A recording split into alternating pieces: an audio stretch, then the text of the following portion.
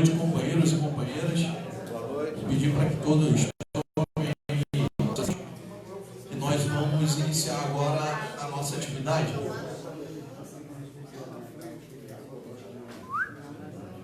Gente, senta aí, por favor. A gente vai Obrigado. começar aqui. Nós estamos hoje aqui com transmissão ao vivo pela TVC e também pela página da Fundação Leonel Brizola Alberto Pasqualini, aqui do Rio de Janeiro. Então, quem quiser acessar o conteúdo posteriormente online, os conteúdos estão disponíveis aí, a gente está fazendo uma transmissão ao vivo. Então, para a gente não demorar muito, eu vou agradecer a presença de todos vocês, todas que estão aqui hoje presentes. É um prazer recebê-los aqui nessa casa da democracia, casa do povo e casa principalmente do trabalhador brasileiro, que é o PDT, o Partido Democrático Trabalhista. Meu nome é Everton, eu atualmente sou responsável aqui no Rio de Janeiro pela Fundação Leonel Brizola Alberto Pasqualini. Nós temos nosso presidente nacional, Dr. Manuel Dias, e nós já fazemos aqui há algum tempo atividades mensais, que são as atividades conhecidas, chamadas de trabalhismo em diálogo. A ideia é que a gente sempre possa estar trazendo um quadro que possa contribuir com a formação dos nossos militantes e que a gente possa estar trazendo aqui história, questões relacionadas a governo, a gestão pública, a história da luta do povo brasileiro, que a gente possa estar trazendo aqui informações relativas ao trabalhismo de hoje, de hoje, do passado e do futuro. Então, essas atividades são atividades mensais, todos vocês estão convidados, sempre atividades abertas, atividades gratuitas, e para a gente é muito importante a participação de todos que puderem comparecer aqui nas nossas atividades. Na atividade de hoje, a gente tem aqui um ilustre convidado, vou deixar ele por último, e vou chamar alguns companheiros aqui para comporem a mesa comigo, e vou deixar nosso convidado por último. Nós hoje vamos fazer aqui uma explanação, uma palestra sobre uma grande figura política da história brasileira, né? O grande comandante da luta de resistência, comandante Marighella, Carlos Marighella, que representou aí, Marighella presente, representou aí de forma muito contundente a luta de resistência brasileira por um projeto diferente de país, um projeto que nós, trabalhistas, nós do campo democrático, popular, do campo progressista, ainda perseguimos até os dias de hoje, e que infelizmente nesse momento nós temos muita dificuldade para visualizar a construção daquilo que todos nós sonhamos, por conta dos retrocessos representados pelo governo que hoje tomou a presidência da República no nosso país.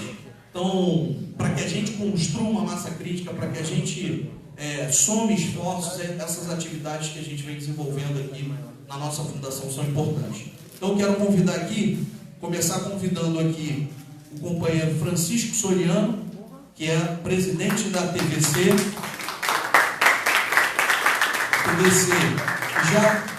Já agradecendo pela presença e também agradecendo pela transmissão que a TVC está fazendo aí em parceria com a Fundação Leonel Brizola da nossa atividade hoje.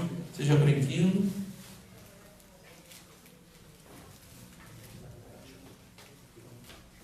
Convidar aqui também para fazer parte.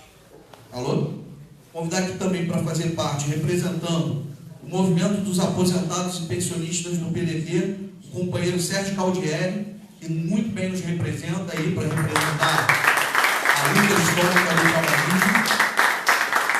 Seja bem-vindo também, companheiro Caldieri.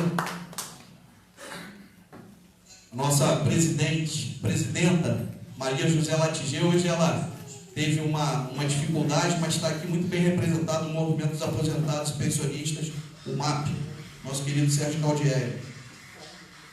Vou convidar aqui também, para fazer parte dessa mesa, aqui o professor Mergulhão, representando uma associação que é parceira, a Associação José Martí.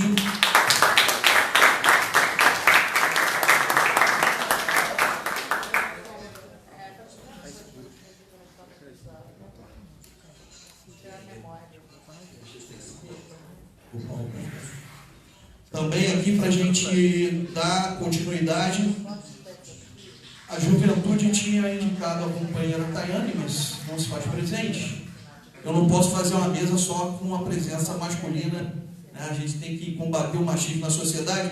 Então vou convidar aqui a companheira Maria Helena, se ela puder fazer presente aqui também conosco na mesa. Maria Helena é uma companheira nossa do PDT. E muito bem nos representa também nesse momento aqui.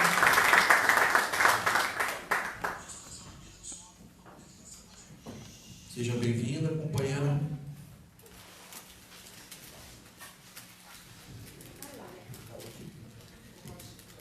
Pessoal, eu vou citar aqui, agradecer também a presença, senão não cabe todo mundo aqui, mas sintam-se todos representados nessa mesa. Vou citar aqui o companheiro Carlos Cortez, que é um grande militante aí, é um ativista em defesa da Petrobras, seja muito bem-vindo, professor, economista. Quero citar também a presença aqui de um companheiro também que muito honra a atividade da imprensa popular, que é o companheiro Mazola, ali da tribuna da imprensa. Agradecer outro grande combatente da imprensa popular que eu estou vendo aqui, que eu tive o prazer de ser um grande companheiro que militou comigo na Juventude Socialista, que é o companheiro Roger, que está ali, está sempre nas atividades cobrindo o campo popular. E agradecer, também fazer um convite aqui para estar com a gente aqui nessa mesa também, companheiro Lucas Rubio, do Centro de Estudos da Política Som e Grupo.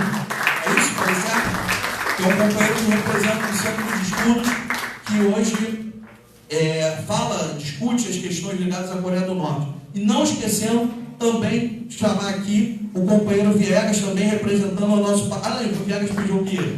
O companheiro Viegas vai ter que sair, não vai poder, desculpa. Mas chamar aqui também o companheiro Márcio de Carvalho, que é um companheiro também anistiado, um companheiro que ajudou a construir esse partido e que é muito bem-vindo à nossa mesa. E por último, chamar também aqui o companheiro Eduardo, que é lá de Niterói, representando a Juventude Socialista, que é parceira da nossa fundação na realização das nossas atividades. Eduardo, a gente aqui tem por tradição representar a velha guarda e a nova guarda dos trabalhistas. Então está aqui o MAP, está aqui a Juventude Socialista. E por último, agora sim, convidar aqui nosso companheiro, está aqui o Márcio, convidar aqui o nosso companheiro Paulo Gomes, que é jornalista, né, cineasta, companheiro... Deixa o Paulo sentar aqui. Pode sentar. Tem que pegar uma cadeira depois aqui. Senta aqui, Paulo. Sim. Do Anistiado, tá. Só fazer aqui a referência, o companheiro Paulo, como muitos de vocês sabem, é um companheiro que é ex-militante da Aliança Libertadora Nacional, Ação Libertadora Nacional, perdão, que é a organização... Falha nossa aqui, entrou um mosquito na minha garganta. Ação Libertadora Nacional foi uma das grandes organizações da resistência brasileira, que teve à frente aí durante um grande período o comandante Carlos Marighella, um dos maiores comandantes da resistência nacional, que lutou aí se insurgiu contra todo o processo autoritário construído pela ditadura militar instaurada nesse país pelo golpe de 64, de lembrança tão negativa para o povo brasileiro. Então, para nós, é fundamental resgatar a história do povo brasileiro. E a história de lutas do povo brasileiro teve alguns personagens que se destacaram nessa história de luta. Tiveram alguns personagens que nós podemos dizer que foram grandes heróis do nosso povo. Sem dúvida nenhuma, para nós, trabalhistas, esses personagens são muito bem representados na figura de 3 grandes heróis que em qualquer atividade dentro da nossa organização nós somos obrigados, por destino e por deferência, a citar. Que são Getúlio Vargas, que são João Goulart, e que para nós, especialmente do PDT, aquele que para nós aqui da minha geração foi nosso maior comandante, que é o comandante Leonel Brizola, que hoje certamente faz muita falta a política nacional, faz muita falta para o campo progressista. Eu tenho certeza que se estivesse vivo, estaria hoje aí comandando uma grande luta de resistência contra esse governo que se instaurou aí de forma sorrateira para fazer com que os direitos dos trabalhadores brasileiros retroajam naquilo que nós construímos ao longo das nossas lutas e das nossas batalhas. E outro grande herói do povo brasileiro e motivo hoje de estarmos aqui é o comandante Marighella. Marighella, sem dúvida, foi das figuras mais destacadas. Aqui hoje eu estou com alguns companheiros já que estão de cabelo branco e conhecem aí essa história de resistência. Mas hoje é fundamental que a gente consiga transmitir para as novas gerações o que representaram líderes políticos como Marighella. O que foi e qual foi o sofrimento que o povo brasileiro passou durante os 20 anos de ditadura civil-militar representados a partir do golpe de 64. Como é que se deram aqueles dias e aquelas noites tão duras para o nosso povo? Como é que a perseguição política acontecia, como é que ela aconteceu e como é que ela se iniciou? Porque hoje o Brasil vive momentos difíceis e, de certa forma, de forma mais direta ou indireta, a gente tem assistido uma escalada autoritária também no nosso Brasil. Então, é fundamental que a gente consiga conciliar a experiência dos cabelos brancos, que já se doaram muito para a luta do povo brasileiro, com a energia dessa juventude que está disposta a também continuar lutando, continuar levando à frente o legado de luta de vocês, de cada um de vocês que está aqui hoje, que representou durante muito tempo a juventude, mas que hoje representa aqui a experiência dos lutadores do nosso país. Então, companheiros e companheiras, não vou me alongar, sejam todos mais uma vez muito bem-vindos. Nós estamos com transmissão ao vivo pela internet e pela TVC, e eu vou passar aqui agora a palavra imediatamente para o nosso companheiro Paulo Gomes, para falar um pouco aqui dessa grande figura nacional que foi Carlos Marighella. Só antes, também quero citar aqui a presença de um companheiro nosso aqui do PDT, um companheiro da luta sindical, que é o Fernando Bandeira, que muito bem representa a luta sindical aqui no nosso estado e dentro do nosso partido, ex-deputado aqui do estado do Rio de Janeiro, um grande companheiro também. E professor Éden das Brigadas Populares está aqui presente também. Seja muito bem-vindo.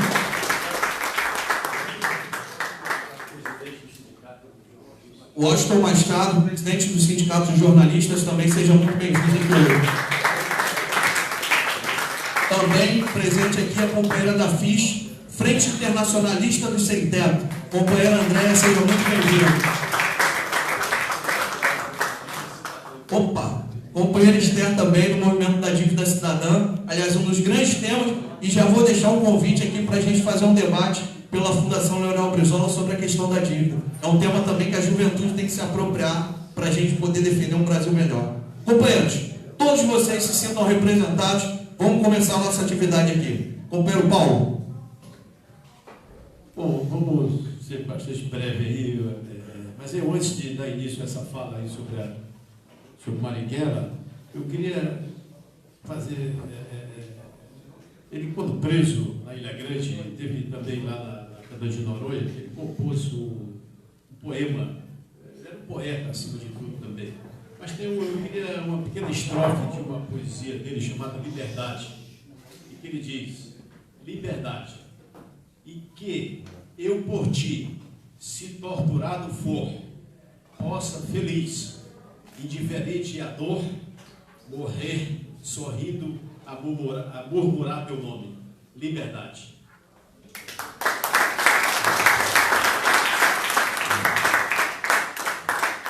Bom, Marighella foi um personagem central nas lutas populares e revolucionárias nos anos 70, 60 e 70 do século passado.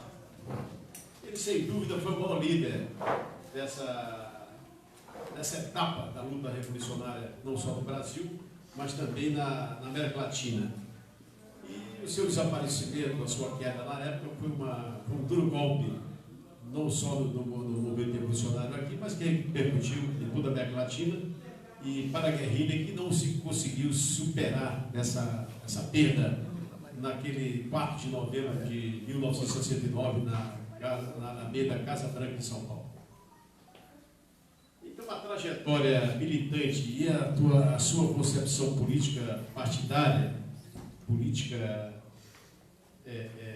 ideológica, marcou profundamente a luta anti-imperialista na América Latina e também teve uma repercussão muito grande na Revolução Socialista no Brasil e toda a América Latina, do México ao Brasil. Então foi uma perda realmente impressionante e terrível, né? E que com isso deixou uma lacuna muito grande. Bom, Marighella era baiano, né? Nasceu em 5 de dezembro de 1911 em Salvador. Ele, desde jovem, logo que entrou para a escola secundária, já foi se posicionando politicamente, militando. Ele era filho de um italiano, tinha chegado no Brasil em 1909, que veio da Itália, da região da Calábria, e lá em Salvador, no bairro do Desterro, ele era ferreiro, montou uma oficina mecânica, e essa oficina é impressionante. Ele, segundo o filho dele, o Carlinhos, ainda hoje no Brasil inteiro tem pessoas, ele dava aula de mecânica, o pai do Marighella. Então não havia mecânicos naquela época para aqueles carros, sobretudo aqueles carros norte-americanos, Ford, Chevrolet, Williams, Jeeps. Então vinha cara do Maranhão, do Rio Grande do Piauí, do Ceará, de São Paulo, para aprender com ele lá. E hoje no mundo inteiro, no Brasil inteiro, ainda tem essas pessoas, os próprios, os descendentes. Por exemplo, uma cidadezinha no Maranhão chamada Chapadinha, lá tem uma mecânica, Carlos Marighella. Aí eu, passando lá na estrada, perguntei, o cara disse, não, meu pai foi aluno do Augusto, lá na Bahia, então em homenagem a isso a gente homenageia Carlos Marighella. E a sua mãe era uma negra nascida no Brasil, era bem novinha, porque a sua mãe a avó dele era africana. E chegou aqui, foi escrava, ainda no período da escravidão, e nasceu Rita, que era o nome da mãe dele, era Rita, e o pai, Carlos Augusto. E ela era negra, descendente dos Ussás, aquela região de Nigéria, lá de Benin. E ele era, o pai tinha tido uma certa, transitou pelo anarquismo lá na Itália, tinha uma formação assim mais política. Ela não, ela era mais católica, frequentava a igreja e tal. Então o Marighella, ele chegou a ter, são 8 irmãos, 4 homens e 4 mulheres. Mas ele, logo cedo, na Bahia, o pai depois se mudou do bairro do Desterro para o bairro dos Baixa dos Sapateiros, em Salvador, e lá ele começou a participar de rodas de samba, de capoeira, participava lá se matriculou logo numa escola lá, uma escola secundária, já participando já do movimento, sabe, da atividade política, e terminou fazendo o curso de engenharia, né, escola politécnica, e lá foi que ele passou a ter já uma militância, já com 17 anos de idade, já se destacando, sobretudo, como um aluno brilhante que era. Ele tinha notas altas, matemática e física, sobretudo, português, história, mas sobretudo em física. É uma característica importante na vida escolar do Marighella, que ele respondia as questões, nas provas, nas aulas de física, de álgebra, de aritmética, em forma de poesia. Então, aquilo chamou a atenção da escola, né? Quer dizer, pelo seu brilhantismo, já se destacando também como, além desse lado estudioso, né? E também participando, quando ele, então, da escola de engenharia lá, já aderiu ao Partido Comunista Brasileiro, ao PCB. Na sequência, ele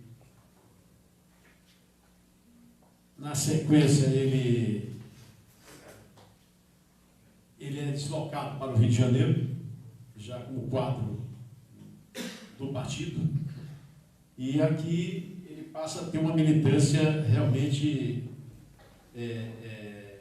se filiou com 23 anos de idade, né, na verdade, no partido, né, no PCB. E aqui já integrou, pela sua dedicação, pela sua iniciativa, sua criatividade, já se destacou como um dirigente respeitado no partido. Bom, isso veio, ele chegou no Rio de Janeiro em 1935. Então ele aqui veio morar em São Cristóvão, bairro próximo do centro, alugou lá um quarto lá na casa lá de. Então ele foi o período em que houve a chamada intentona comunista e que havia uma repressão violenta, e ele foi já entrando na clandestinidade, porque aí houve uma repressão em cima do PCB, que a Aliança Libertadora Nacional, houve aquela intentona tomada, uma conspiração, que é uma tentativa de tomada do poder pela força, que era uma posição do Partido Comunista. Você imagina que ele já passou a ter uma atividade e vai crescendo dentro do partido. Bom, ele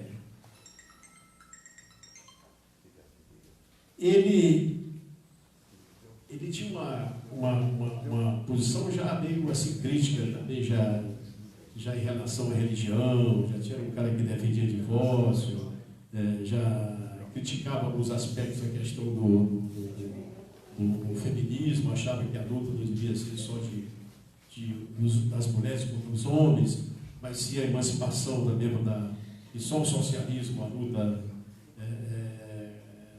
poderia libertar as mulheres da sua opressão e das suas angústias, dos seus problemas, né? Mas ele já se interessava por essas questões na época. Bom, ele em seguida é transferido para São Paulo. Em São Paulo ele teve já integra também a direção do partido. Na sequência, as eleições do Brasil, ele é candidato, o partido disputou a eleição aqui e elegeu uma bancada de 14 deputados federais. Ele foi eleito o mais votado pela Bahia e elegeu um senador, que foi o Luiz Carlos Prestes, pelo Distrito Federal, que era o Rio de Janeiro. Então ele, como parlamentar, foi eleito e também teve uma atuação muito grande, né? Porque ele, além da questão parlamentar específica, era um homem que se deslocava para Santos e São Paulo para conversar com os estimadores, passava lá uma semana dialogando, vinha para cá conversar com os ferroviários, na Bahia com os trabalhadores, os camponeses. Teve uma atuação muito firme. E já na sua plataforma lá de defesa na Constituinte de 46, ele já defendia, para vocês imaginarem, a extinção do cargo de vice-presidente da República e também a extinção do Senado, porque ele entendia que aquilo era inútil, inutilidade total. Bom, e assim ele teve papel realmente muito ativo como parlamentar. Primeiro lá na juventude, como estudante, já militando no partido, já defendendo os interesses do movimento estudantil, ingressa no partido, aí já defendeu os interesses nacionais, patrióticos, anti-imperialistas, e com a cassação dos mandatos dos deputados federais constituintes do Partido Comunista e do senador Prestes, então Marighella, no governo Dutra, passa novamente a clandestinidade. E aí ele começa a, de uma certa forma, já polemizar e discutir, ter uma polêmica com a cúpula do partido, já entendendo que naquela época ainda existia a Guerra Fria, né? A União Soviética, antes da Segunda Guerra Mundial, mas já existia já uma vitória, uma revolução vitoriosa na União Soviética. Isso foi depois da Segunda Guerra Mundial, e se aprofundou essa Guerra Fria. Aí, então, o Partido Comunista Brasileiro como todos os partidos que seguiam as diretrizes fixadas por Moscou, quer dizer, já passava a defender a chamada coexistência pacífica, o caminho pacífico. E já discordando aí já da China, que se posicionava numa posição pela guerra popular prolongada, só a guerra popular derruba a ditadura, derruba o capitalismo, derruba o imperialismo. E Marighella já vai se posicionando, né, entendeu, contra essa cúpula. E nisso veio o golpe de 64. No golpe antes de 64, do governo Jango, ele já em São Paulo, dirige o partido de São Paulo, né, os principais dirigentes. E ele já estava questionando, por exemplo, ele, em 11 de novembro de 11 de março de 64, antes do golpe, foi 31 de março, ele, com Mário Alves, também da direção do Comitê Central do Partido Comunista, aqui no Rio de Janeiro, ele foi no jornal, um jornal prisionista, de linha prisionista, chamado Panfleto, que era dirigido pelo Paulo Schilling, que era um velho dirigente do trabalhismo lá do Rio Grande do Sul, já ligado à Brizola e tal.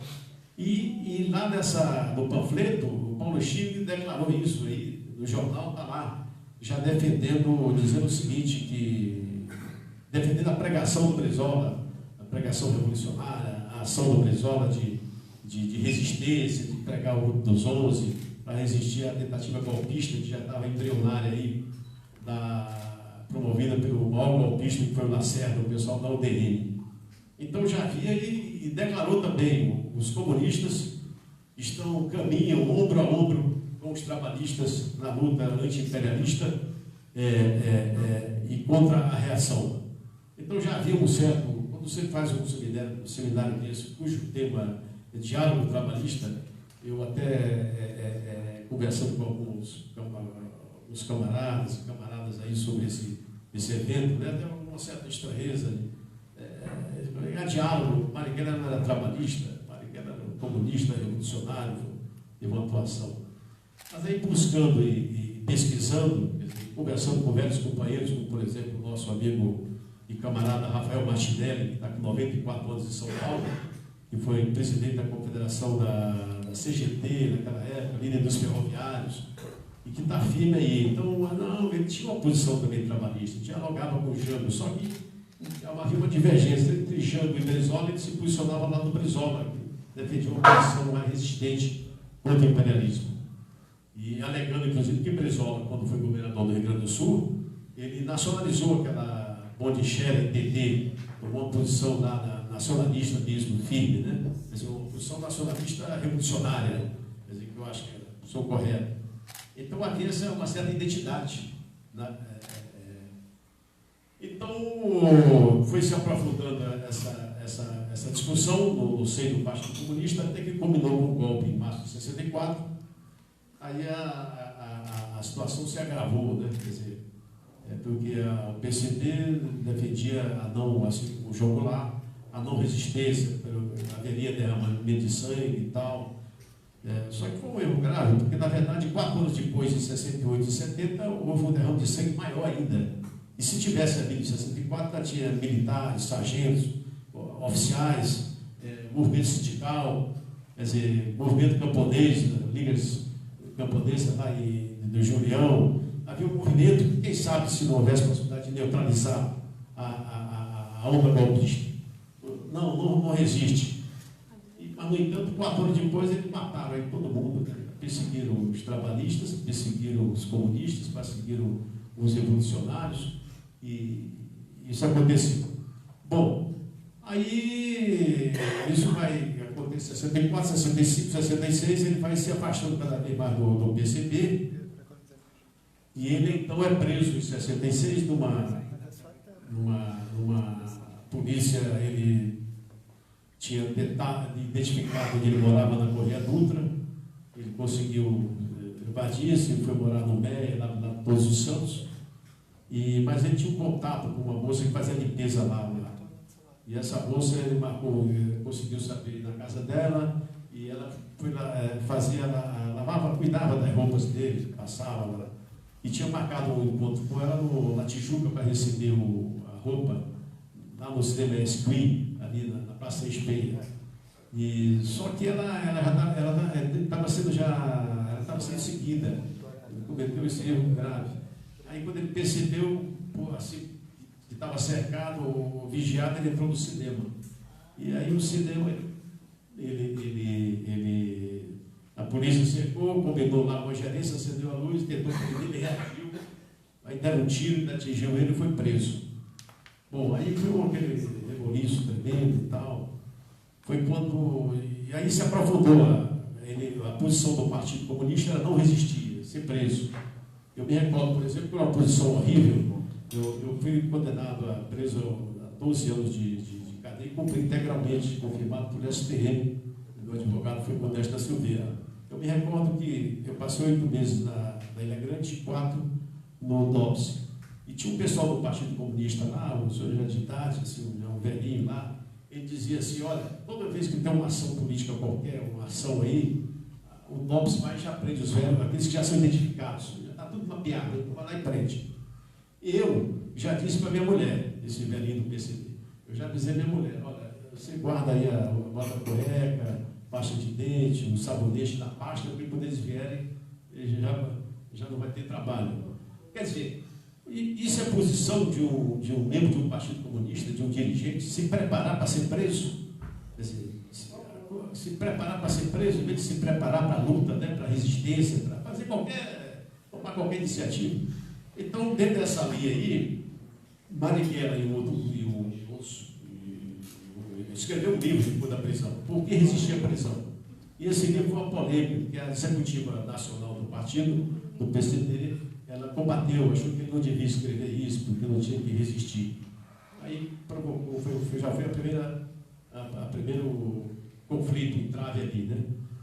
E isso vai se aprofundando, porque até em 66, ou 67, houve a reunião da OLAS, uma organização latino-americana de solidariedade em Havana, em Cuba, em que todos os movimentos revolucionários da América Latina e alguns observadores internacionais da Europa, ainda tinha um membro da União Soviética também, parece.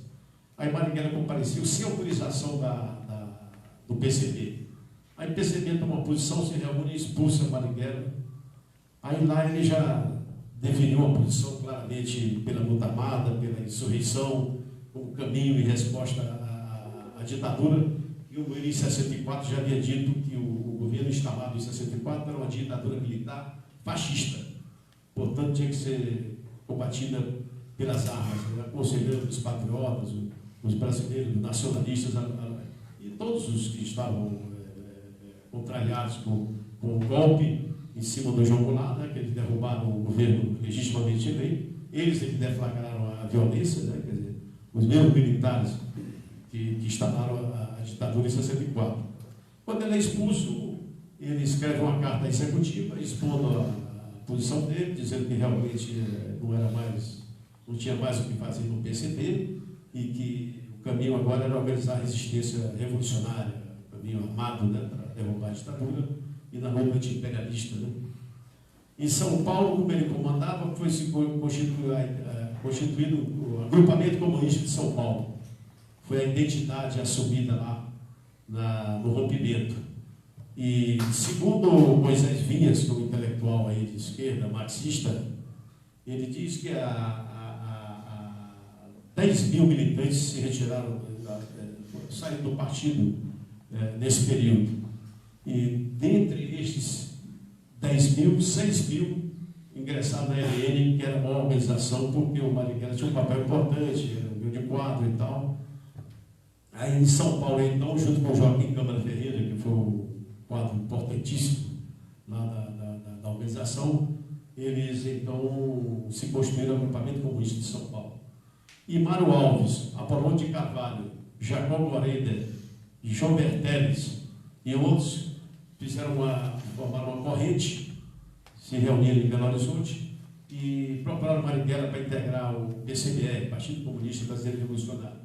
Aí ele disse, olha, eu vou sair de um partido grande para entrar num partidinho pequeno, que é o de vocês. E, além do mais, eu acho que vai dar uma burocracia, vai dar na mesma ortodoxia, como ele já dizia, que ele, apesar de ser um discípulo, e dizia que era um discípulo de Marx e Lenin, mas que divergia algumas coisas na questão da ortodoxia, que ele achava que era uma coisa de religião, religioso, e que ele não queria o Partido Comunista burocrático, com o presidente, o vice-presidente, o comitê central, e que ele já defendia ali uma posição de horizontal, que me parece que hoje é uma posição que impera no Brasil e na América Latina, todos esses grupos e organizações, é a horizontalidade, quer dizer. E ela então se construiu, esse movimento de São Paulo, ele tinha 3 princípios fundamentais. Eu anotei aqui. Os 3 princípios do agrupamento comunista eram o seguinte. Um minutinho aqui.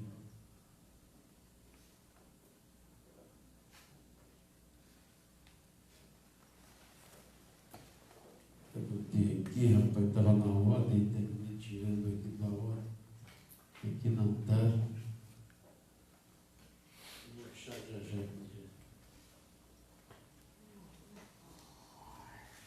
São os 3 princípios básicos que gerou toda aquela luta de 60, 70, de resistência. Aqui era um poema dele, não é? Desculpem, eu vou olhar aqui. Isso é muito importante aqui, que era um ponto.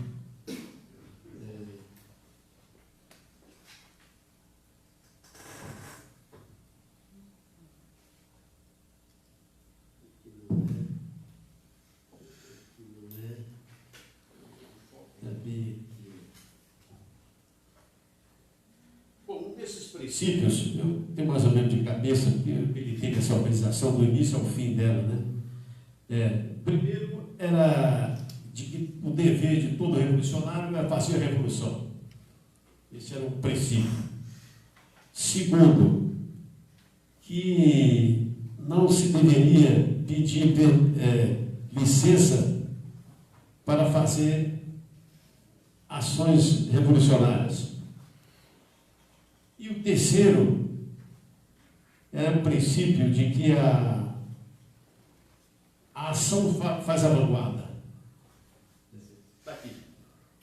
3 princípios básicos do agrupamento comunista de São Paulo, que posteriormente se deu na Ação Libertadora Nacional, a ALN, que foi a principal organização guerrilheira que combateu a ditadura em 64. Primeiro, o dever de todo revolucionário é fazer a revolução. Segundo, é que não pedimos licença para praticar atos revolucionários. E terceiro, é que só temos compromisso com a revolução. Quer dizer, esse conceito teórico pelo qual o agrupamento comunista de São Paulo e posteriormente a ALN é de que a ação foi a vanguarda. Quer dizer, qualquer dirigente, qualquer grupo tático armado de seis companheiros ou companheiras, eles podiam decidir sobre uma ação qualquer sem consultar um comando nacional. É tanto que quando houve o sequestro do embaixador americano, que o MR8 procurou em São Paulo, ele teve a ideia de fazer, manutear as armas e as condições. Então, um grupo aqui, o Cid Queiroz Benjamin, Daniel Reis, o Cid hoje é o vice-presidente da BI, foram a São Paulo, Franklin Martins, e procuraram o Joaquim Câmara Ferreira, que era o líder que estava lá em São Paulo. Tiveram o contato e pediram o apoio. Aí o velho Toledo disse: não, nós entramos com as armas e o comando militar da ação. E vocês entram lá com a operação, com os carros e tal. Aí o Joaquim Câmara participou pessoalmente. O Marighella não foi consultado. Quando fizeram essa ação do embaixador, ele foi capturado, o Marighella estava no Rio indo para São Paulo. E ele soube pelo rádio, quando a notícia foi noticiada pelo rádio, ele teve que voltar porque sabia que toda a dúvida estaria cercada. Aí mais na frente houve uma reunião lá em São Paulo com o Joaquim Câmara Ferreira, o Jonas Vigílio Gomes da Silva, Manuel Cirilo, o pessoal que participou da ação, e ele foi questionado. Ele questionou, disse: pô, mas vocês fizeram uma ação dessa envergadura, capturar o embaixador do pai mais importante do mundo, claro que haverá uma repressão violenta em cima, né?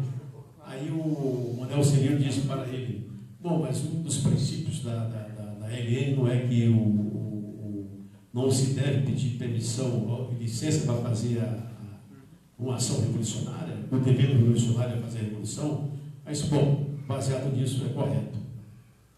Então, e é tanto que posteriormente ele a princípio era contra, porque ele achava que havia uma repressão violenta, como veio depois, quer dizer, devastou praticamente a organização, né? Toda a repressão em cima, mataram o Vigílio, prenderam o Gabriel que participou, Cid, Manuel Cirilo preso em São Paulo, Paulo Venceslau também preso, só o Toledo é que não caiu.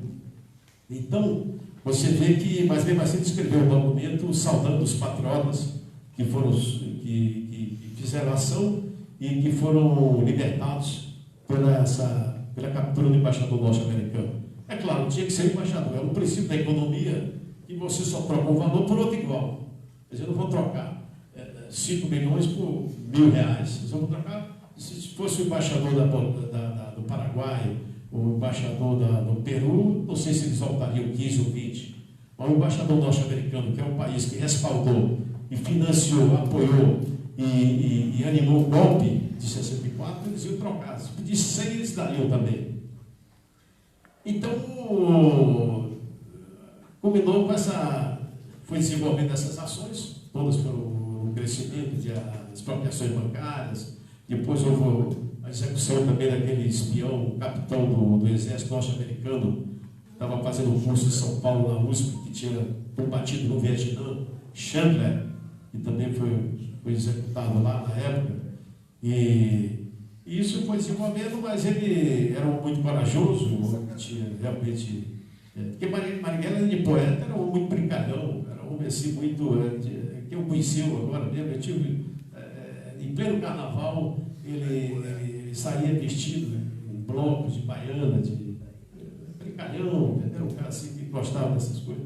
E tinha esse espírito de coragem, ele ia na frente, ele não mandava só, não determinava, ele participava diretamente. Quer dizer, quando ele não tinha mais que conversar com ninguém, quer dizer, tinha que conversar só com o capitão Carlos Lamarca, e pronto.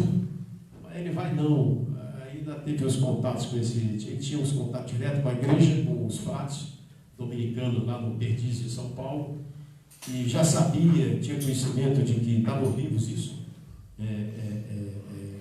que esses fatos estavam caindo, mas mesmo assim insistiu. Ele tinha um ponto com tinha uma senha. A senha era, o cara dizia, ele pediu um Pedro Nosso que ligava para uma livraria de 2 cidades, que era da igreja dos dominicanos, e ligou e disse: o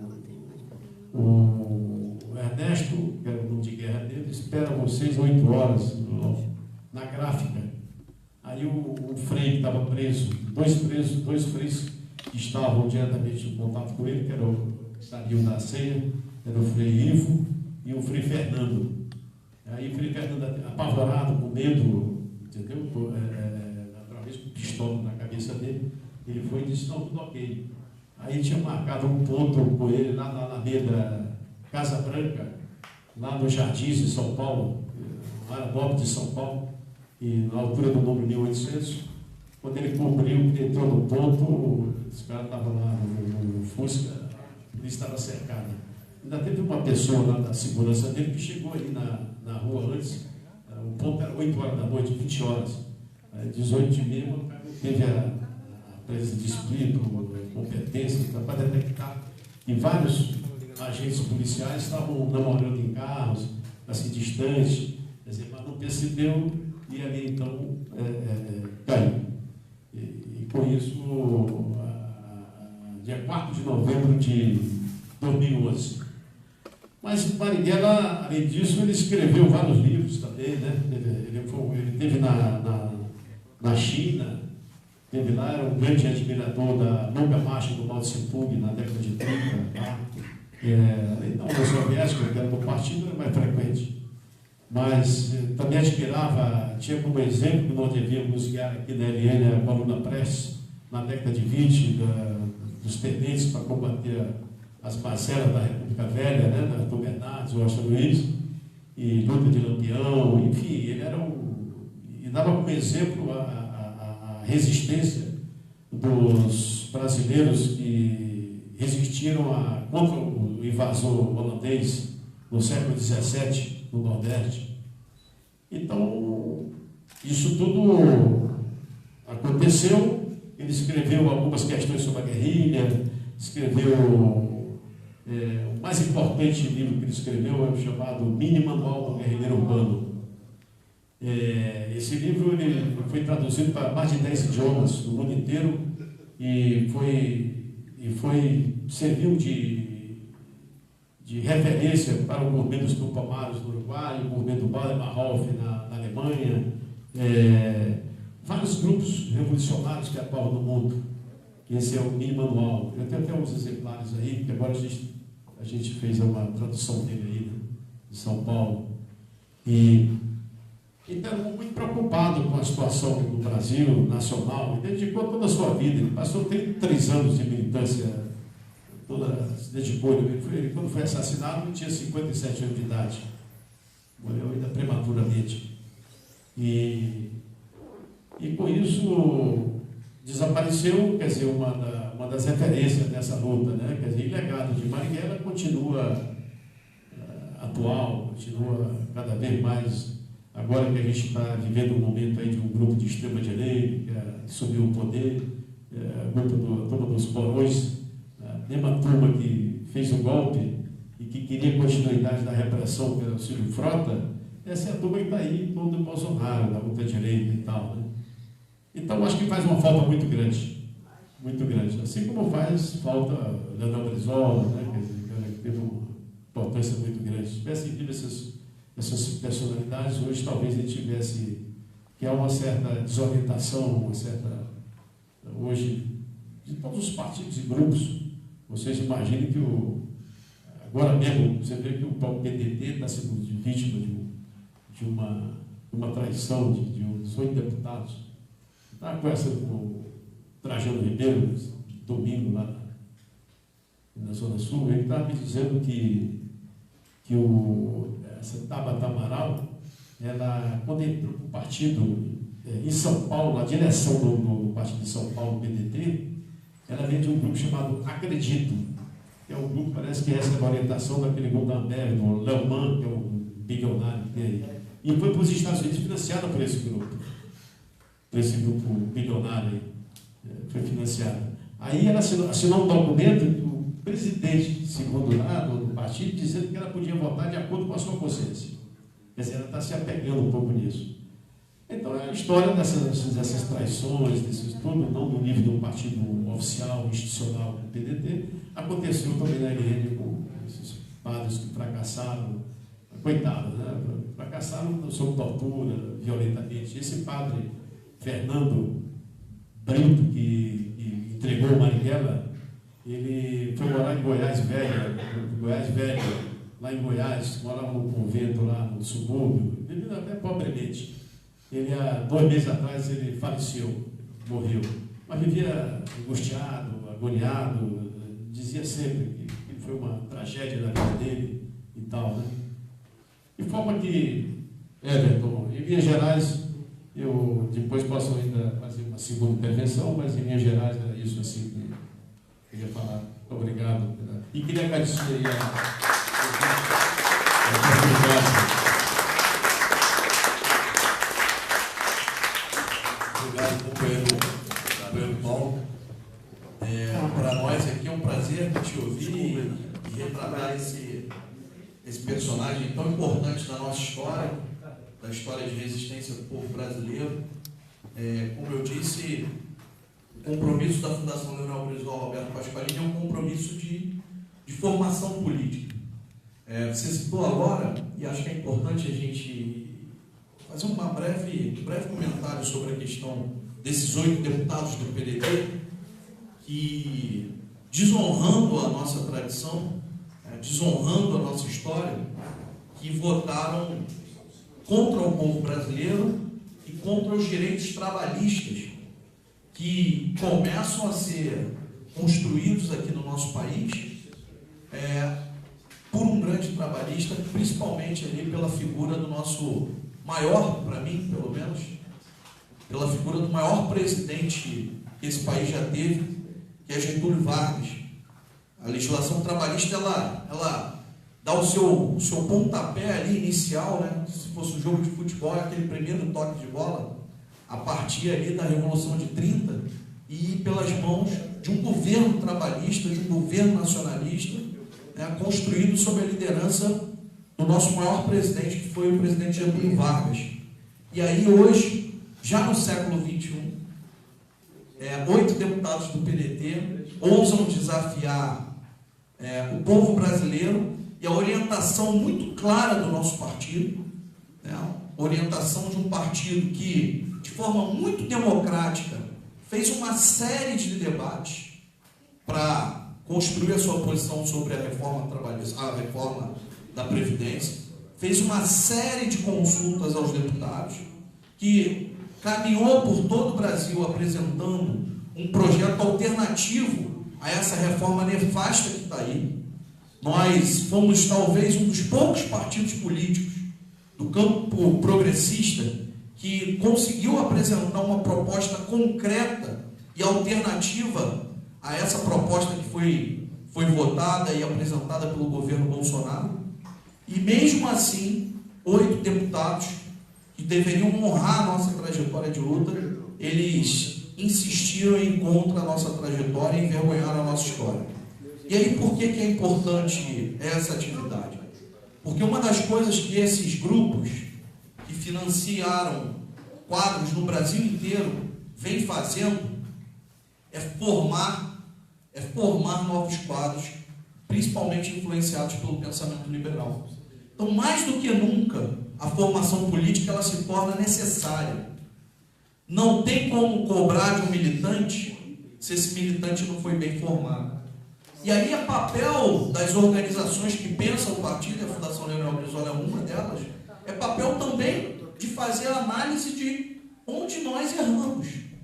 E aí a gente fazer a reflexão, erramos no momento do recrutamento, erramos no momento da formação política, erramos no momento do financiamento da campanha daqueles que não tinham compromisso conosco. Então, nesse momento difícil para o nosso país, talvez essa também seja uma oportunidade da gente rediscutir, inclusive, o papel histórico do nosso partido enquanto organização. E observar as deficiências que nós ainda temos hoje, caminhos para a gente fortalecer a nossa militância. Talvez se a gente tivesse financiado o quadro da Juventude Socialista, e eu tenho muito orgulho de ter presidido nacionalmente essa organização, depois de ter militado por mais de 20 anos dentro desse partido, talvez se a gente tivesse feito investimento num quadro da Juventude Socialista, forjado nas nossas fileiras, ou financiado um sindicalista forjado nas nossas fileiras, né? Ou ter trazido ali um intelectual que faça parte dos nossos quadros da nossa fundação, talvez hoje a gente não tivesse esse dissabor de ter que olhar para a cara da sociedade e ter que buscar algum argumento que não existe para explicar o porquê 8 deputados do PDT votaram contra a orientação do partido. Vocês podem ter certeza que esse não é o compromisso do PDT. O compromisso do PDT é com o povo brasileiro. Foi essa orientação que foi dada pelo partido, construída de forma muito democrática.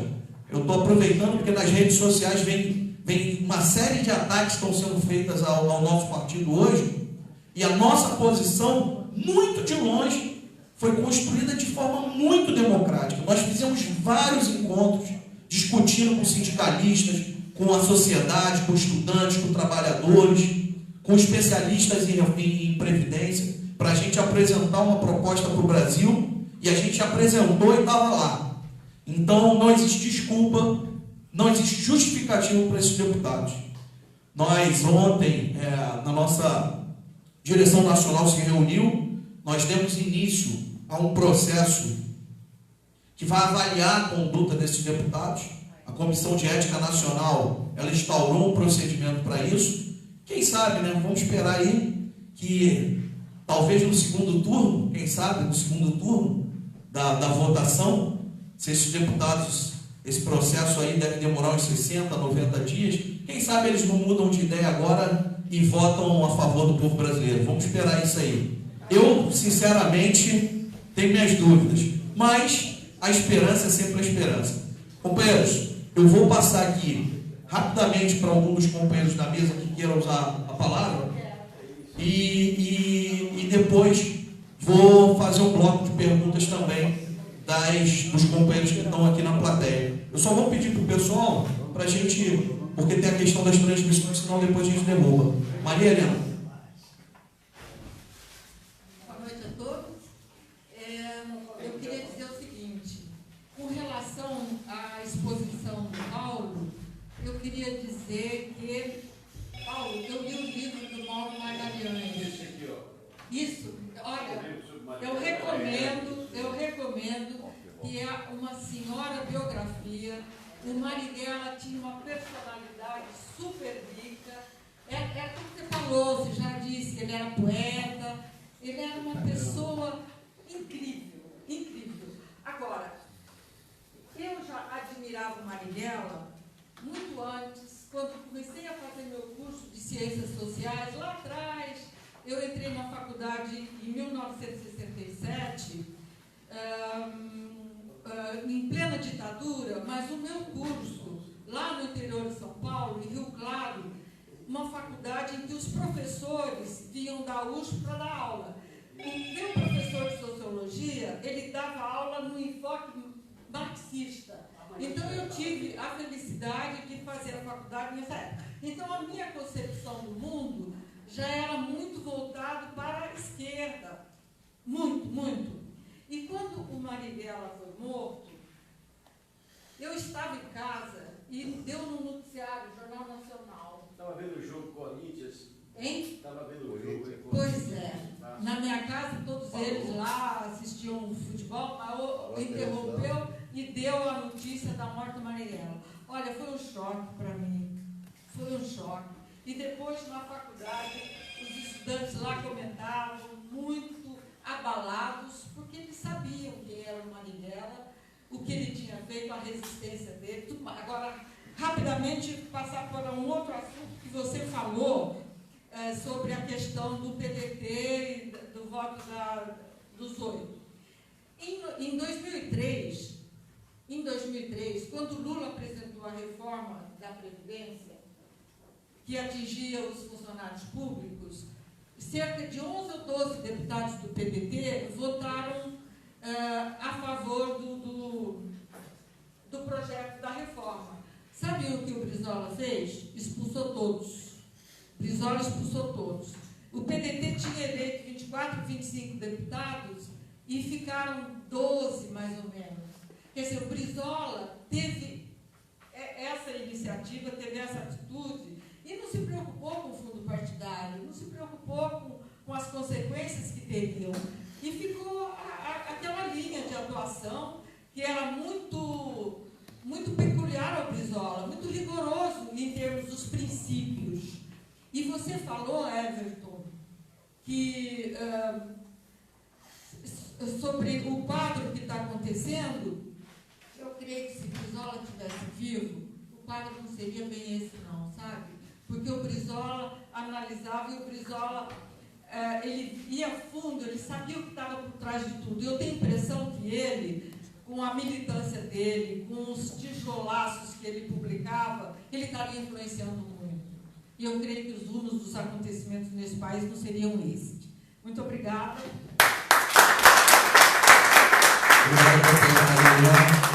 Companheiro Márcio de Camargo. Bom, companheiros, eu quero aproveitar esse espaço aqui, porque antes de eu vir para cá, eu estava naquele movimento Lula, ali um amigo meu, PT, e eu quero explicar a vocês as razões que me levaram ao trabalhismo.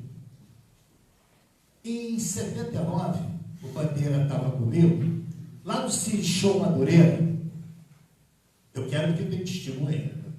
Chegou o Lula com um casaco nas costas, sendo televisado pela televisão holandesa, estava do meu lado. Marcos Maranhão, foi do PCBR, um grande amigo nosso, que era o Fernando Sandário, morto no grupo de fogo do BR, e estava no palco Rosalice Fernandes, da Convergência, Edson Cair, que era namorada da Rosalice, Godofredo Pinto, que conseguiu legenda no esquema do Chagas Freitas. Eu estou sabendo aí que parece que o Godofredo está vindo para o PDT, entendeu? E lá no cantinho, jogado lá no canto, estava um cara chamado Zé Ibrahim. Quem ouviu falar de Zé Ibrahim? Essa garotada nunca ouviu falar, né? Quem ouviu falar de Zé Ibrahim? Zé Ibrahim foi um companheiro que, em plena ditadura militar, fez uma greve em Osasco de metalúrgicos, enfrentando as 5, depois foi para a VPR. Foi o único operário trocado por esse sequestro que a LN fez, junto com o grupo do MR8. Como é que o Lula, quem é o Lula? Quem é o Lula? Quem é esse muquirana, esse babaca, você está entendendo? Usando até termos do Ciro, para discriminar um companheiro como Zé Ibrahim. Isso é história, amigos. E aí, na outra semana, nós tivemos uma reunião com o grupo do Brandão Monteiro, e aí nos convenceram sobre a questão do corte que foi dado em 64 contra o trabalhismo. Quem estava no poder é o PT. Agora, quero dizer mais a vocês. Eu tive a honra de ser vaiado em Cuba pelo PT. E todo mundo que estava em Cuba estava com dinheiro pago pela CUT, pelo partido, pelo PT, e eu fui para Cuba com meu dinheiro. E eles me vaiaram porque eu falei de Prestes, falei de Che Guevara, falei de Hugo Chávez, falei de Fidel, falei de Brizola. E não falei de Lula. Eu não reconheço Lula comunista. Primeiro que ele é anticomunista. Lula é anticomunista. Eu sou comunista, estou no PDT, mas Prestes também estava no PDT. Paulinho foi da LN, está no PDT. Eu tenho na minha certidão da BIM como militante da LN também. Então, companheiros, eu não posso assinar embaixo para um partido que traz a questão da religião como se o Lula hoje fosse o novo Jesus Cristo. Ele mesmo já disse que ninguém é mais honesto do que ele. Cara, é muita pretensão, muita cara de pau desse cara. E ele jogou para o buraco a possibilidade da gente ter um outro tipo de governo que não Bolsonaro. Quem elegeu Bolsonaro foi Luiz Inácio Lula da Silva. Nunca se esqueçam disso, tá? Obrigado, companheiro Márcio. Companheiro Sérgio Caldeira. Boa noite a todos. Eu quero dizer que, primeiro, essa sala aqui foi muito importante. Essa sala aqui, eu tive várias reuniões na época da Tribuna Socialista, e nós tínhamos um grupo de jornalistas, de uns 40 jornalistas, que nós nos reuníamos aqui. A primeira vez que eu vim aqui, eu trabalhava na Luta Democrática, eu conheci o Mário Augusto Jacobskin, ele já estava aqui na assessoria de imprensa do Brizola. Nós éramos do grupo do MDB, junto com o Márcio também na época. Não, do MDB. Eu nunca fui MDB, sempre briguei contra o chavismo, briguei contra a entrada do grupo Saturnino nesse partido. Eu era ligado a Luiz Carlos Prestes, na 17ª zona eleitoral, onde ele morava, era presidente do partido e fazia várias coisas com a Dona Maria Prestes. Nunca fui. Ajeitei já, vê se tá legal. Esse é MDB. Não, Zezinho é outra história. Zezinho, tá legal? Lá do Nordeste, eu trabalhei durante um ano e meio, reorganizando ligas camponesas lá de Sapé, e conheço o Zezinho pelas ligas camponesas de Francisco Leão. A minha campanha de Zezinho foi uma outra coisa.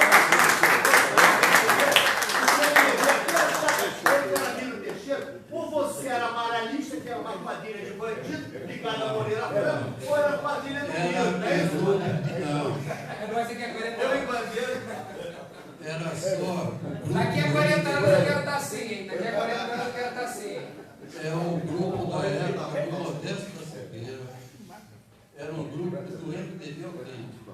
Você está confundindo tudo. Não, eu estou contando. Eu não quero que me bote no MDB. Eu não tenho nada no MDB. Nunca tive, não quero ter. Sabe, mais respeito que veio de lá.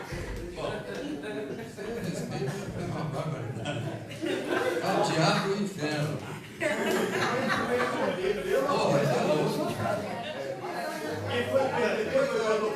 Era da época do Jonas Marcel, era do MDB. Quer dizer, eu lembrei de você da época que eu te conheci, foi nessa época que eu estava com a situação do MDB. Eu vim aqui, o Mário Augusto estava aqui trabalhando, e foi aí que eu entrei no MDB. Você a parte do grupo. Tudo bem, você não gostava dessa família, dessa opinião, do problema teu. Né? Aliás, você vota em quem? De quem que eu gosto? Eu gosto da minha amiga, da minha Andréia. Eu gosto de meu amigo Oswaldo, também Cuba comigo na brigada. Aquele meu time ali é um pessoal mesmo da esquerda pesado.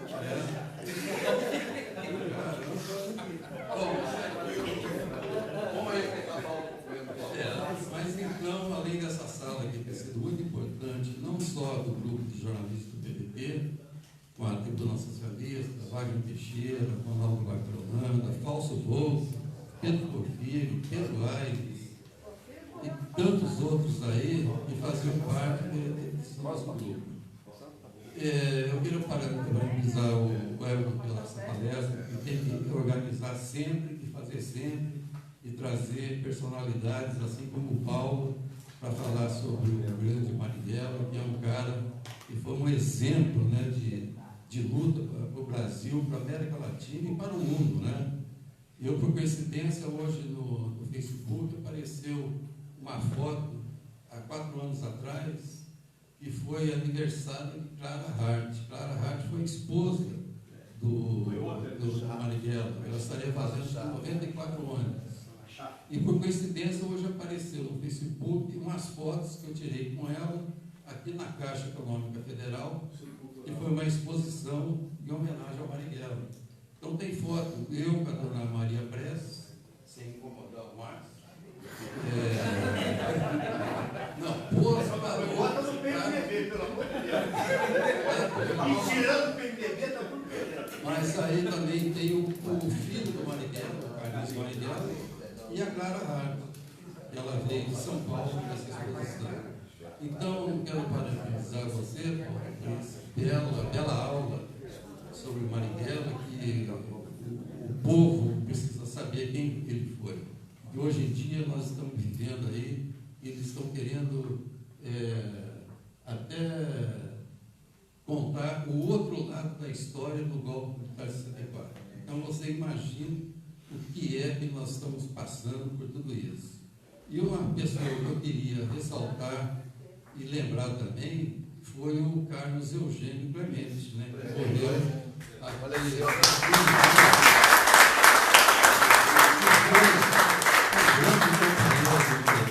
Espero que o Márcio não se oponha. O nosso Carlos Clemente Eugênio foi quem fuzilou o René Boyles, que era um dinamarquês, que arrecadava dinheiro em São Paulo, um banqueiro, Gastão Eduardo Bueno Vidigal, para a Operação ao Banco. Então era o Gastão Eduardo. Esse dia passou um filme na OAB, o Pastor Cláudio, aquele da Polícia Federal que recolhia o guerra e recolhia os corpos para ser queimados numa usina de açúcar em Campos, num tal de Eli Ribeiro. E ele conta nesse filme que eles recebiam dinheiro no Banco Mercantil de São Paulo, em Copacabana. E o dono do Banco Mercantil, que é o Gastão Bueno Vidigal, que arrecadava dinheiro para financiamento de armas e pagava a esses militares, polícia da Polícia Federal e outros tiras aí do doicode, eles recebiam pelo Banco Mercantil. E o nosso Carlos Eugênio Clemente, né, que eu chamava ele de São Clemente, porque teve a coragem de fuzilar o Henrique Boyles. Tem um filme aí chamado Cidadão Boyles, vale a pena ver, porque é um grande companheiro que faleceu tem uns 15 dias, né? Nós tivemos até no lançamento do livro da Claudinha, a esposa dele. Então, é uma lembrança também ao nosso Carlos Eugênio Clemente. Parabéns.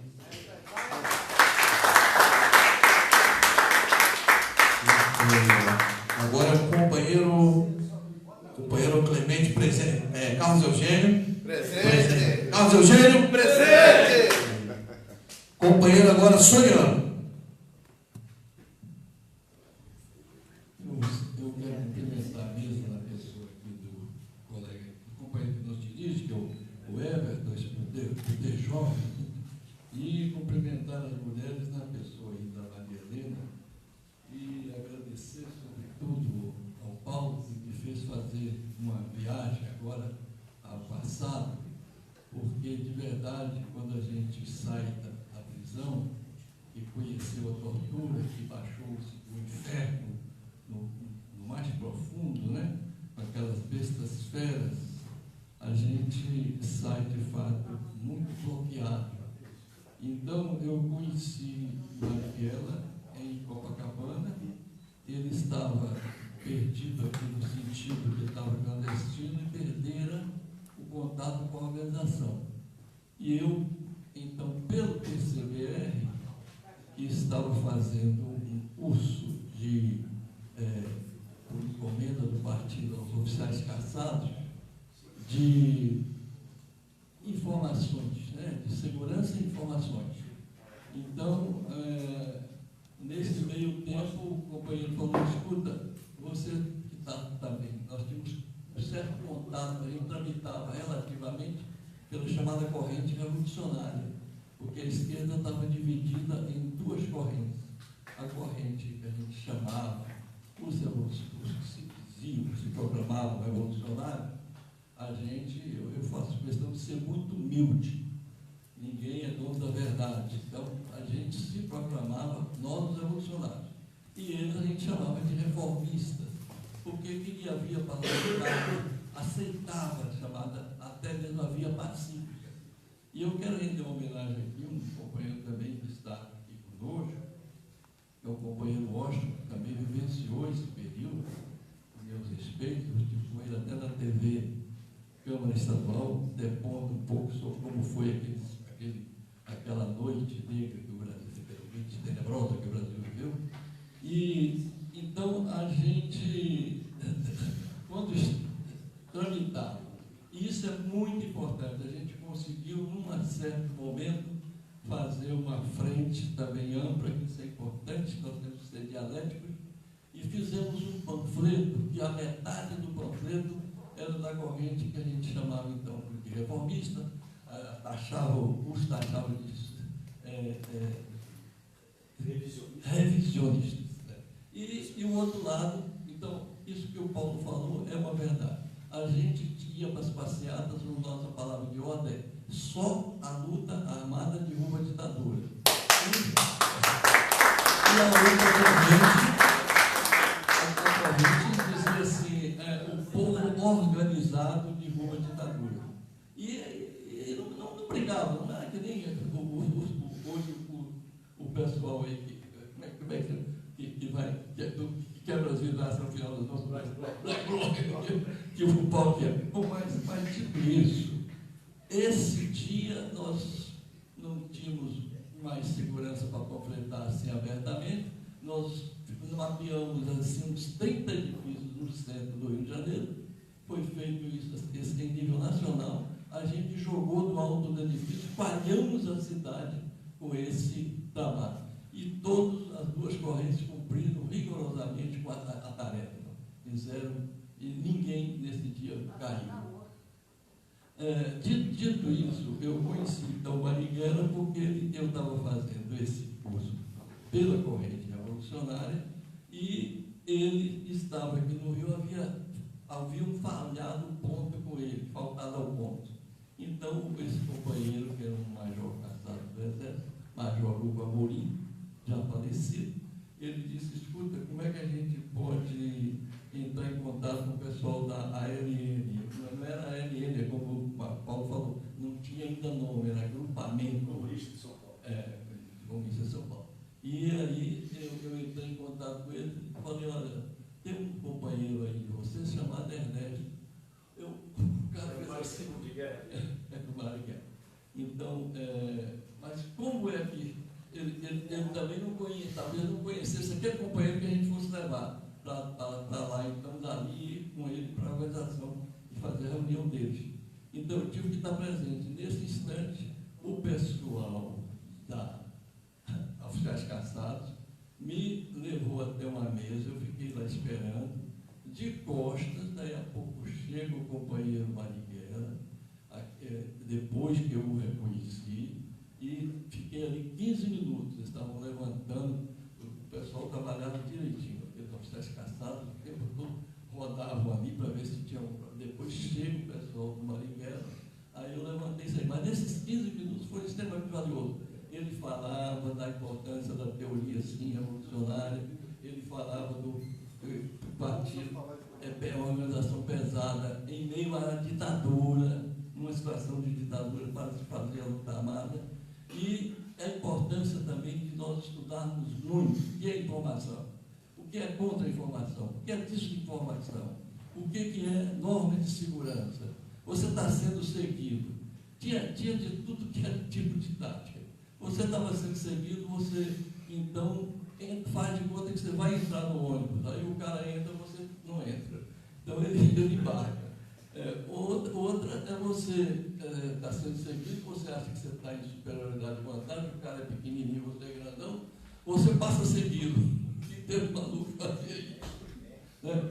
E outras cositas mais. Você tem uma mão, você está sendo seguido, que é mão dupla, você de repente você vai para o outro lado, ele está seguindo dele. Por que ele vai te acompanhar? Né?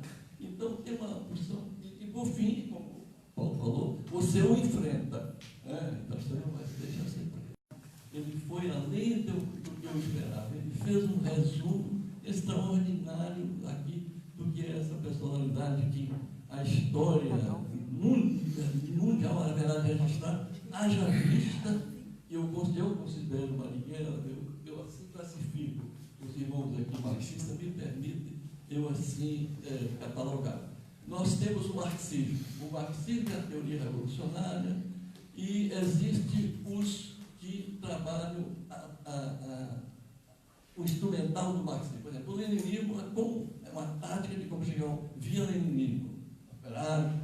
Temos Chávez, nós temos o Mao Tse-tung, nós temos o Debré, que é a teoria do foco, que é essa que nega o partido, o foquismo, e eu acho que o Marighella, ele faz uma adaptação também, ele conjuga, não põe não coloca de lado nenhuma dessas táticas, né, do leninismo, e ele acrescenta que é possível, sim, você fazer a luta armada concomitantemente do campo e na cidade. Então, a gente, enquanto economista, eu acho que é fundamental, o Marx falava de 3 pilastras que a economia e o governo se assentam, que é a econômica, a social e a pilastra política. Então, realmente, a ditadura, logo que começa a reprimir greves, ela começa a crescer economicamente, a escravização aí do operário. Então, o PIB cresce. Então, aí ele acha que a gente, o dever, porque se falava no guerrillismo, que precisa ter, para a guerrilha vigorar, que nós tenhamos a condição de uma ditadura total e também de crise econômica, da economia, que está enfrentando uma verdadeira bancarrota.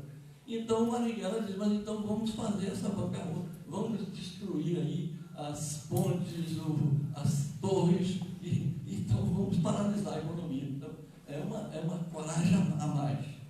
E eu quero só completar isso aqui com um exemplo maior de heroísmo para mim, uma frase quase que poética.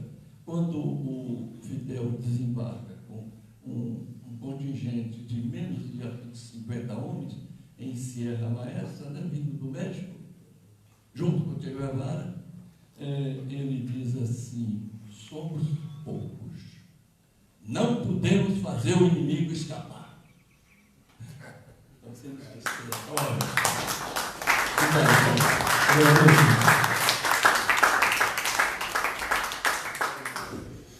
companheiro mergulhão, pela Associação José Martins. É rapidinho, menos de 2 minutos. Eu faço parte da Associação Cultural Zé Martins, que faz solidariedade a Cuba, solidariedade internacionalista. Então, antes de tudo, queria convocar todo mundo para sexta-feira, dia 26 de julho, a data do assalto, chamada Assalto ao Quartel Moncada. Então, nós vamos organizar, junto com outras organizações que também defendem Cuba, um ato contra o bloqueio, né? No dia 26 de julho, às 15 horas, em frente ao consulado americano. A gente vai fazer a entrega de uma carta mostrando o nosso repúdio ao bloqueio americano ao cônsul, ao representante no consulado, e vai fazer também panfletagem, algumas falas ali. Todos estão convidados. É muito importante, numa situação como a nossa que a gente está vivendo, uma situação que Cuba também vive. Cuba foi muito solidária a todos os presos políticos. Nós também temos que ser solidários a Cuba sempre, como uma ilha anti-imperialista que resiste bravamente ao imperialismo e esse governo dos Estados Unidos, comandado pelo Donald Trump, que impõe, que tenta aprofundar o bloqueio americano. Então, todo mundo convocado, se alguém puder ir aqui ou passar para algum companheiro, 15 horas do dia 26, né, do 26 de julho, 15 horas em frente ao consulado. Para não ter tempo mais perdido, vamos dizer assim, né, rapidinho, para a gente ter a discussão aqui no plenário, que é o que vale, só queria falar algumas coisas do Marighella. Primeiro, fiquei muito feliz com a fala do companheiro para recordar o nosso querido Clemente, recentemente falecido, que foi várias vezes na minha escola fazer palestra, etc. e tal, que tinha no Marighella uma relação muito forte, muito clara, e ele é um exemplo, Clemente, do projeto revolucionário do Brasil, no sentido que até o final lutou pelo socialismo, lutou pela sua vida com a mesma carga que lutou pelo socialismo. Então, é muito importante a gente colocar aqui o Clemente enquanto fazer essa homenagem a ele. E colocar o seguinte rapidamente: tem várias discussões em termos do Marighella que a gente pode levantar, mas levando em conta os anos 60, a gente não pode esquecer que as reflexões do Marighella estão muito ligadas à Revolução Cubana. Essa camisa aqui, não pensem que é do Bolsonaro, por favor. Isso aqui é a camisa do Marighella quando foi justamente preso e tomou um tiro lá no cinema, né? Lá na Galeria Esquina Tijuca. Então, o Marighella tem muito a ver com a Revolução Cubana. A Revolução Cubana marcou gerações, e marcou uma geração muito forte de toda a esquerda latino-americana.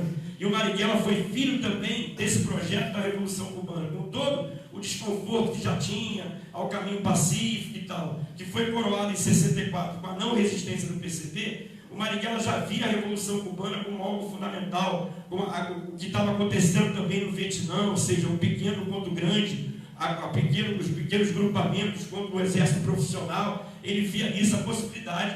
A leitura que se fazia na época da Revolução Cubana era justamente essa, que você pode, através da força de vontade, da força na história, o sujeito na história pode mudar a realidade. É um marxismo muito calcado nisso, do sujeito na história. O sujeito pode mudar a realidade. O revolucionário tem que fazer a revolução. O revolucionário não pode se entregar. O revolucionário não pode ficar sentado no meio-fio, vendo a história passar. E o Clemente, o Marighella, o Che Guevara foram consequentes com a sua fala e com a sua prática. E uma das coisas que o companheiro Paulo Gomes colocou aqui para finalizar foi justamente essa: a ação faz a vanguarda. Nada condensa de forma tão brilhante o pensamento do Marighella quanto isso. A ação faz a vanguarda. Isso era o Che também. O Che achava que as diferenças, muitas vezes secundárias, muitas vezes equivocadas, dos vários grupos de esquerda, em qualquer momento, poderiam ser suplantadas pela luta, pela ação na vanguarda. O companheiro acabou de citar uma delas, né? Em plena ditadura, grupos até diferentes de revolucionários e reformistas se unificaram para combater o inimigo comum. Eu acho que hoje em dia isso é muito importante. A ação faz a vanguarda, com um projeto concreto, mas com muita vontade de vencer a história e de conquistar uma pátria socialista. É isso, obrigado.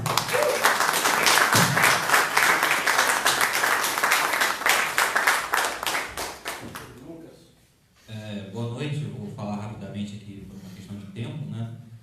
Me chamo Lucas Rubio, como foi anunciado, sou do Centro de Estudos da Política Som do Mundo no Brasil, que estuda a política militar da Coreia do Norte, e gostaria muito de agradecer a oportunidade de estar aqui na mesa com pessoas de conhecimento e peso histórico do Brasil tão grande, e saudar também o resumo, a biografia condensada que a gente teve aqui em alguns minutos com a fala do camarada Paulo Gomes, foi realmente sensacional.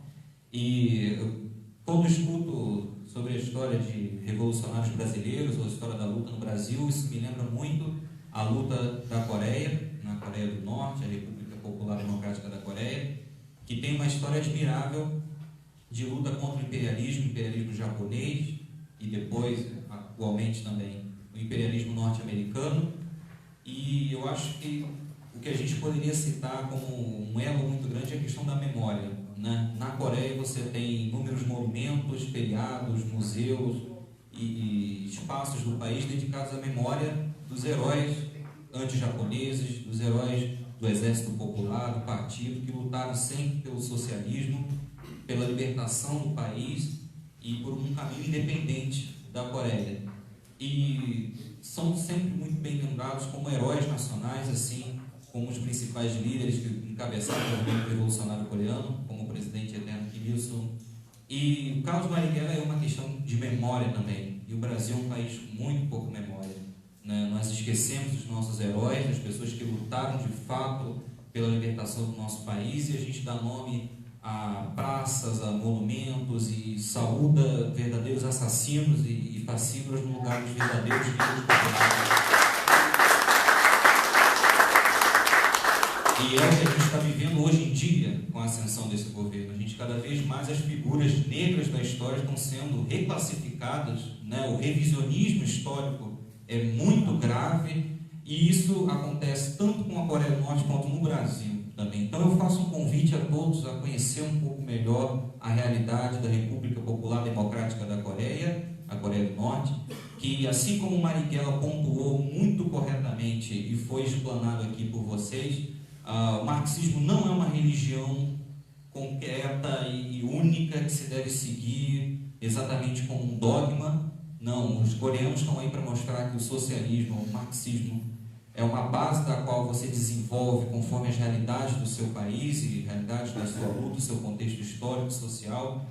Cito aqui a ideia Juche, que é a ideia do socialismo coreano, do socialismo ao estilo coreano, que é justamente isso, adaptar as realidades da Coreia ao socialismo, e também com a forte carga de anti-imperialismo, anticapitalismo do socialismo coreano. Então faço um convite a todos, né? Conheçam melhor essa experiência, que se tem algo, né, como o velho Mao já disse, se estão criticando muito é porque você está fazendo o caminho correto, você está seguindo o caminho correto. Porque a Coreia do Norte é uma campanha de difamação tão grande, tão absurda e tão corrente em todos os espaços, na mídia impressa, na televisão, na internet, em séries e filmes, que nos leva a suspeitar que tem alguma coisa que a Coreia do Norte está fazendo que está causando uma raiva numa potência como os Estados Unidos. E a Coreia do Norte está lá há mais de 70 anos, a completar 71 anos de fundação do seu Estado, seguindo como um Estado popular, soberano,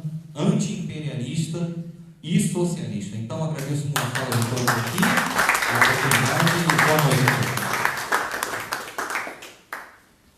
Obrigado, companheiro. Seja sempre muito bem-vindo aqui às nossas atividades da Fundação Leonel Brizola Alberto Pasqualini.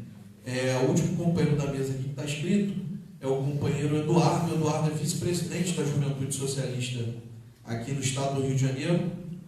E passar a palavra aqui para ele. Boa noite à mesa, boa noite especialmente ao professor Paulo Gomes. Bom, em nome da Juventude Socialista, agradecer aqui por estar compondo esse espaço e agradecer a todos pela presença aqui. Eu acho que quando a gente fala do Marighella, a gente fala da situação do país naquele momento, acho que a gente traz um pouco a lembrança do que é o Brasil atual. Enquanto nós tínhamos lá uma ditadura, claramente uma ditadura, que se colocava como uma ditadura, nós temos hoje no Brasil uma falsa democracia. A realidade é essa, em que você tem um presidente da República que, a todo momento que pode, tenta retirar qualquer direito do povo trabalhador desse país. É a reforma da Previdência, são os cortes na educação, é o projeto de educação que ele tem, é um projeto de universidade que retira da universidade pública as suas garantias de existência. Todo momento, quando você vai lá, o primeiro ato do governo é garantir que você não tenha um ganho real sobre o salário mínimo. Então nós temos hoje um governo que demonstra a todo momento uma falsa democracia e que retira direitos do trabalhador. E aí a nossa luta aqui, como juventude do PDT, para além do que a gente já realiza nas ruas, nas praças, estando nas escolas, a juventude acabou de voltar do Congresso Nacional da União Nacional dos Estudantes e nós levamos a maior bancada histórica para o Congresso da UNE. Para além disso, nós estamos também lutando contra esse governo. Eu acho que é importante quando a gente participa desses espaços, tenta mostrar o que a juventude socialista, como a juventude socialista é importante no PDT, lembrar também da ação dos 8 traidores do projeto trabalhista.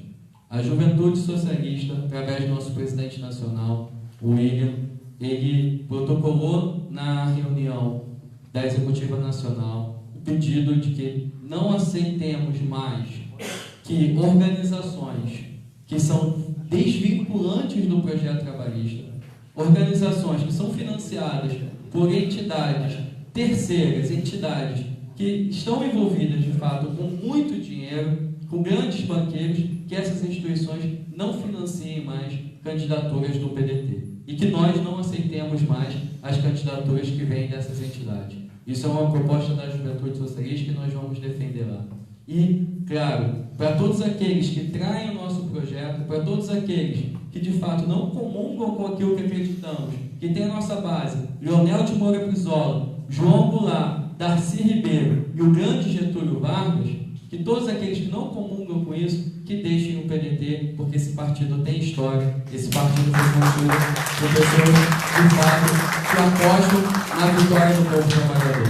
E essa é a nossa mensagem aqui como Juventude Socialista, que a gente continue na luta e possa levar essa mensagem adiante. Muito obrigado.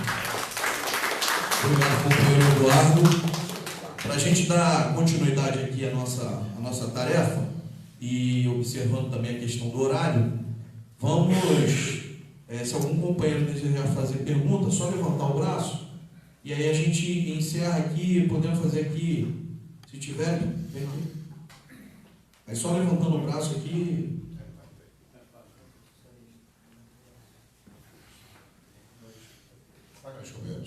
Meu nome é Austin Machado, sou presidente do Sindicato dos Jornalistas aqui do Rio de Janeiro e, enfim, tive alguma participação, fui preso também, enfim, nas organizações, coisas nesse sentido, vivi em Cuba, fui responsável até pela implantação dos voos da Companhia de Aviação no Brasil. Na época eu que dava o visto, até para agentes turísticos, para os companheiros que iam. Trabalhei na área da anistia, inclusive bandeira da UNA, constantemente, junto com nossos companheiros, o Sena e tudo mais, o Darcy, Porfírio, por aí vai. Eu estou falando 85, acho que estou falando de algum tempo bastante. 85 isso, né? 85 nós fizemos, depois do Decreto Constitucional 26.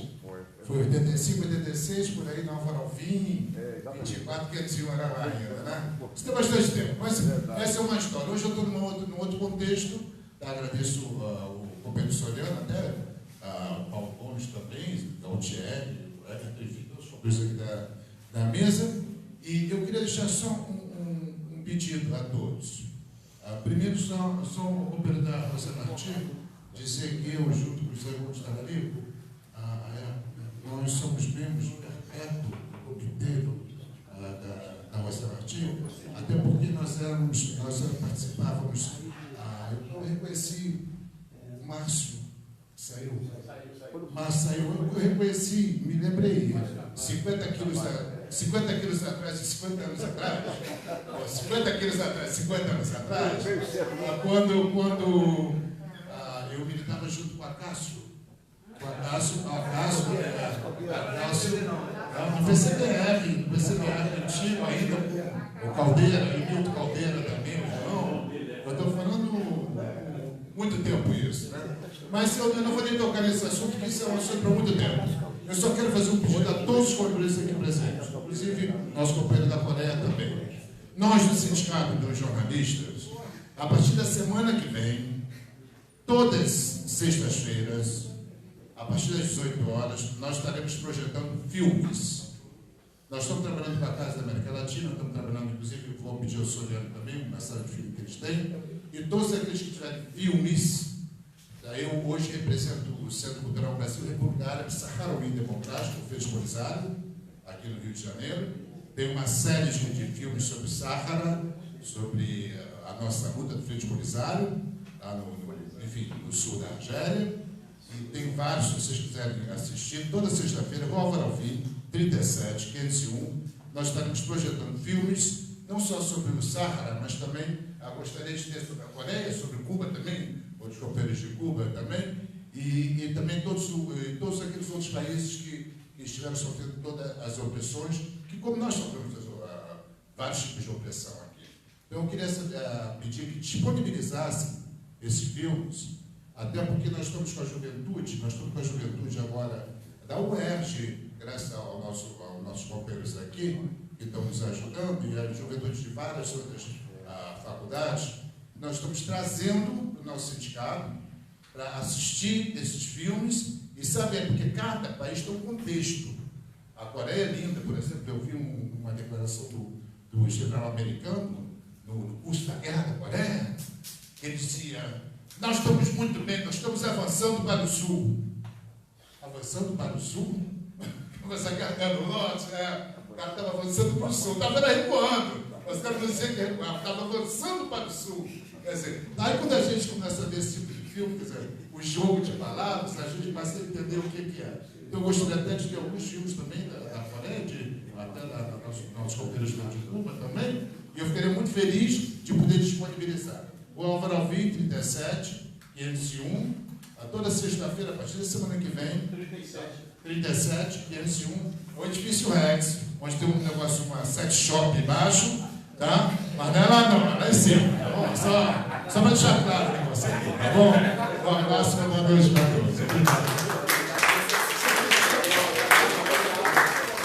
Obrigado, companheiro. Companheira agora, a companheira Esther. E na sequência, o companheiro Gabriel. Na fala da companheira Esther, eu vou encerrar as inscrições. Mas é porque está gravando, senão o som não sai lá na televisão. Bem, boa noite a todos. Meu nome é Maria Esther. Eu militei no PDT por 20 anos. Tem cerca de 15 anos que eu não entro no partido. Já faz tempo da morte do Brizola, porque eu comecei a perceber que o partido começou a perder suas características. Uma coisa que eu sinto falta, eu gostaria de sugerir, é colocar esse retrato do Brizola na sala.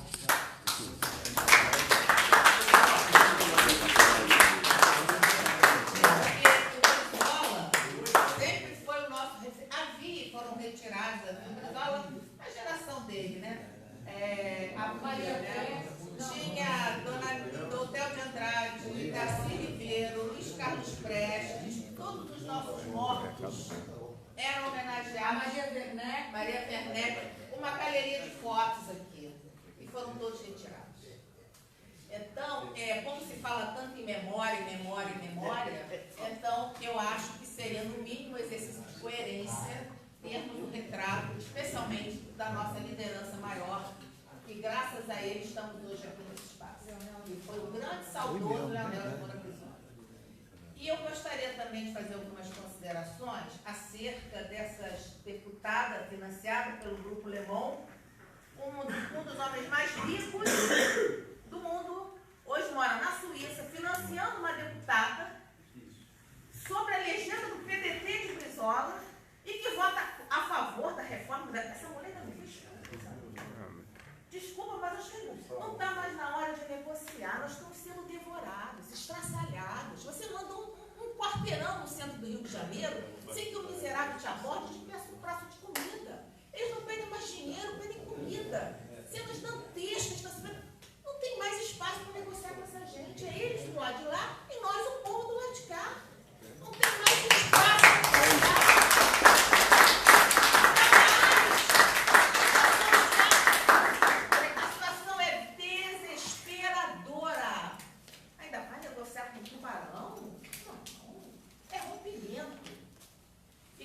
Jovem aqui da juventude falou de melhoria do salário mínimo. Aqui no Brasil não tem que ter salário mínimo.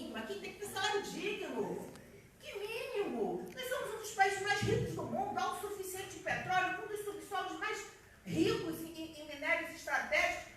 Aí fica o PT, que o companheiro que foi embora, que é o Concorde Azeda, traidor do povo trabalhador e do povo brasileiro. Um dia a história desse país vai contar quem é o Lula. Que nós do velho PT sabemos muito bem de onde ele veio. Veio das estufas da ditadura, idealizado e pensado por um dos maiores gênios da ditadura militar, que foi o general Alberto Silva.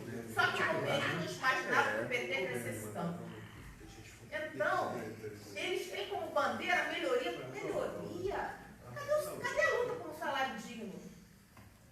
Salário mínimo? Alguém, por acaso, vive com salário mínimo? Alguém come, mora, se locomove, come com salário mínimo? Então, brigar por melhoria, a gente tem que parar de brigar por migalha. Essa política maldita de raspas do banquete foi que elegeu o Bolsonaro. Vai no povão, o povão elegeu Bolsonaro, a favela elegeu Bolsonaro, o funcionário público elegeu Bolsonaro. Cadê essa política maldita que o PT nos impôs quando se fala em cota, eu sou contra a cota, sabe por quê? O Paraguai não tem vestibular. Em vários países da América Latina não tem vestibular. Por que aqui tem que ter cota e ter vestibular? Eu, por exemplo, quis fazer uma faculdade de Direito, depois da fase adulta, sou formada em Matemática, depois quis fazer faculdade de Direito, depois de 300 anos eu tive que abrir uma tabela periódica. Peraí, por que eu não posso fazer um vestibular? Se eu escrevo melhor, modéstia às favas, do que muito advogado formado nessas faculdades particulares. Por que tem que ter vestibular se o Paraguai aqui, aquele país aqui, que todo mundo até fala com sarcasmo, as pessoas, um colega meu saiu daqui do Brasil e foi está fazendo medicina no Paraguai sem vestibular. Por que tem que ter cota?